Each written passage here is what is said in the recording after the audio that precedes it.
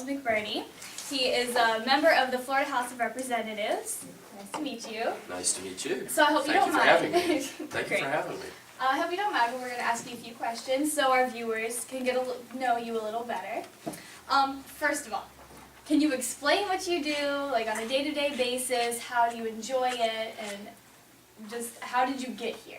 Well, it's a great honor and privilege to serve in the Florida House of Representatives. I was elected in a special election in 2007 and have served continuously since then.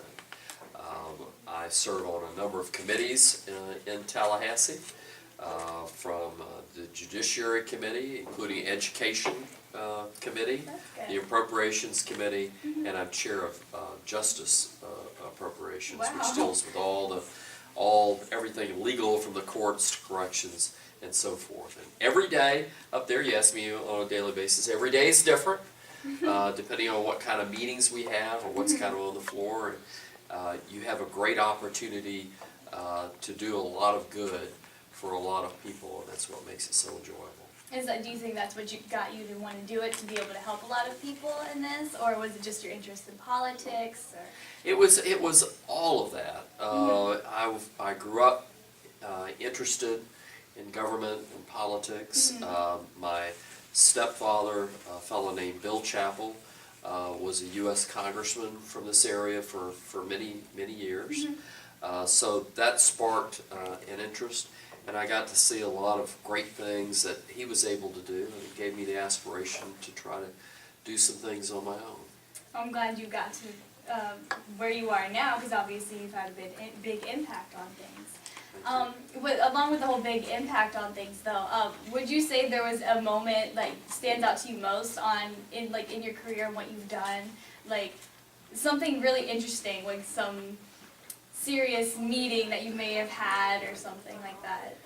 Well, I've been very fortunate over the past 6 sessions to have a lot of great moments where you would make a tremendous impact. I think for me, one that sort of stands out was some legislation that we were able to pass that actually I ran on when I first got elected. That would include teaching of civics in schools.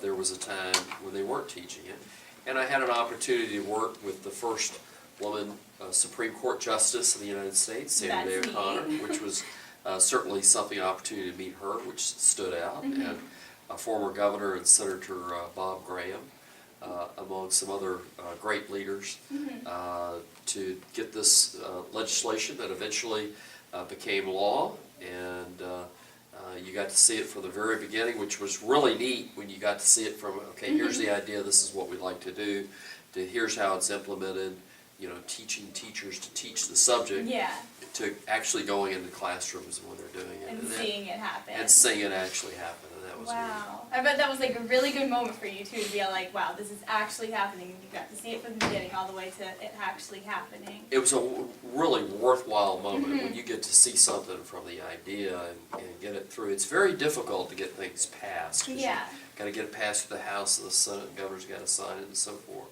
But when you actually not only get it taken from the beginning and get it passed and then get to see it implemented, it's very worthwhile. It's really neat. Great. I heard you said you had studied law. So how did that go? Like, what got you into studying law? Well, politics and law are very close cousins. Yes, yeah.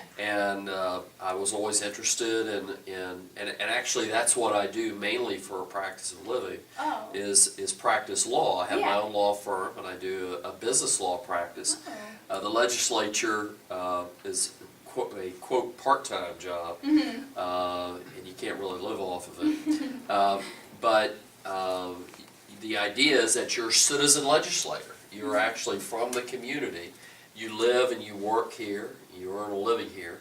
But then 2 or 3 months a year, a few months out of the year, you go to Tallahassee, and as a citizen legislature, you participate in the process. Okay, so and I feel like that's important too, that you're actually like living and working there, because then you have like a first hands-on experience. So when you go to Tallahassee and vote on these things, you actually know, like, firsthand what's going on and what needs to be done. Sure, every bill that's passed affects me, just like the people I live with, my constituents. Okay. Do you have any advice for any of the students who might have a dream and getting into something that you are in, whether it be dealing with politics or law, any of those things along that line? Well, I think you've got to follow your interest and your passion. I think that's probably the most important thing. If that's where your passion lies, that's something you should follow. And even if it requires some sacrifices in time and study and that type of thing. But I think the most important thing is find something you're really passionate about, that you really want to do. And my passion is that I wanted to make a difference, and the way I wanted to make a difference was through the legislative process. We can all make a difference. It does in any area that we're in, whether it's education or in journalism or wherever. So the main thing is, follow your passion, whatever your passion And is. just try hard and go at it. Absolutely, go for it all the way. All right. And just to wrap things up a bit, it's kind of a tradition to ask, what did you think of our school? Because I know you got a tour, you got to talk to Mr. Sell. Right.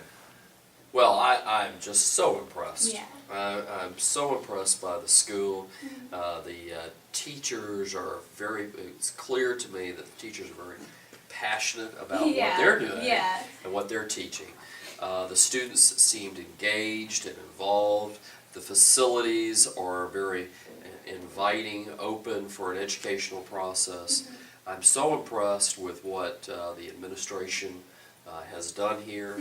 I think that this is really a jewel for Duval County, and I'm glad that this academy is here and for what they do. I think it's just outstanding. Well, thank you so much. And that's all I have for today. So thank you for letting me interview you. And thank you for having me Awesome. very much.